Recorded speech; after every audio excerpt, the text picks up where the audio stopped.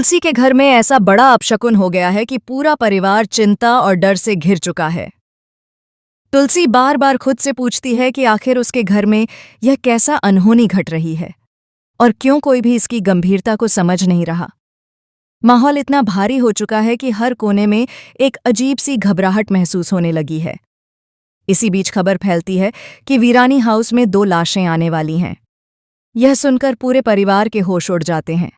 हर कोई सदमे में है और किसी को समझ नहीं आ रहा कि यह कैसा काला दिन आने वाला है। सबसे ज्यादा टूटती है तुलसी, क्योंकि कहानी अब ऐसे मोड़ पर पहुंच चुकी है जहां उसके दिल पर सबसे बड़ा वार होने वाला है। दरअसल वृंदा और अंगद की शादी ने कई रिश्तों को उलझा दिया है, कई कड़ियों को तोड़ दिया है, कई दिलों में दरारें पड़ चुकी हैं, कई लोग एक दूसरे पर भरोसा खो चुके हैं। और इसी उलझन के बीच सबसे बड़ा जो रिश्ता टूटने जा रहा है वह है तुलसी और मिहिर का। तुलसी मिताली से जानना चाहती है कि उसने शादी के लिए मना क्यों नहीं किया, खासकर तब जब उसने खुद वादा किया था कि वह इस रिश्ते को आगे नहीं बढ़ाएगी। मिताली की चुप्पी तुलसी को और तोड़ देती है। उधर मिहिर, अंगद और वृंदा को घर से बाहर निकालने के बाद खुद अंदर ही अंदर बिखर जाता है। उसे लगता है कि अब उसके पास कुछ भी नहीं बचा।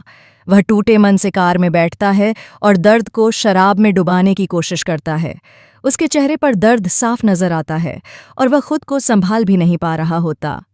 इसी दौरान नोना का कॉल आता है।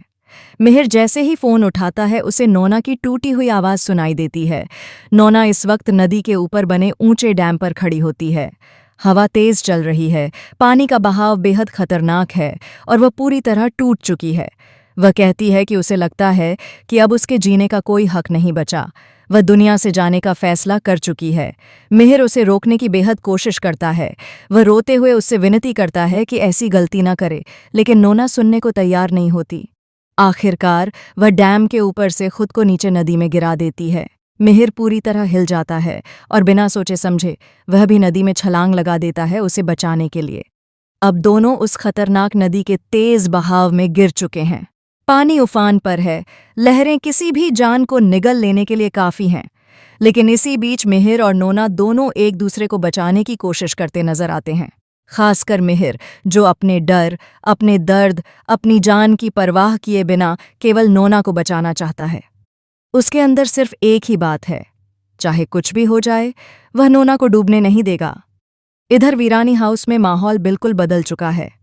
दिया बुझ चुका है, घर के बड़े लोग परेशान हैं और तुलसी बार बार मिहिर को कॉल कर रही है, लेकिन उसका कॉल लगातार कट रहा है। न मिहिर की कोई खबर है और न ही नोना का कोई पता। तुलसी का दिल बैठता जा रहा है। उसे लगने लगा है कि कहीं बहुत बड़ा हादसा न हो गया हो। अब खबर आती है कि नदी के पास 2 अज्ञात लाशें मिली हैं जिन्हें वीरानी हाउस लाया जा रहा है।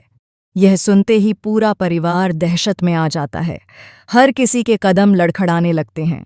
ऐसा लगता है कि मानो सचमुच मिहिर और नोना हमेशा के लिए इस दुनिया से चले गए हैं। लेकिन सवाल यह है कि क्या यह सच है? क्या वाकई में मिहिर और नोना का सफ़र यहीं ख़त्म हो गया है, या फिर इन लाशों के पीछे कोई और सच छिपा है जिसे बाद में सामने लाया जाएगा? क्या वे दोनों वापस लौटेंगे या फिर कहानी में एक ऐसा ट्विस्ट आएगा जो सबको चौंका देगा? आने वाला ट्रैक बेहद इमोशनल, शॉकिंग और सस्पेंस से भरा होने वाला है।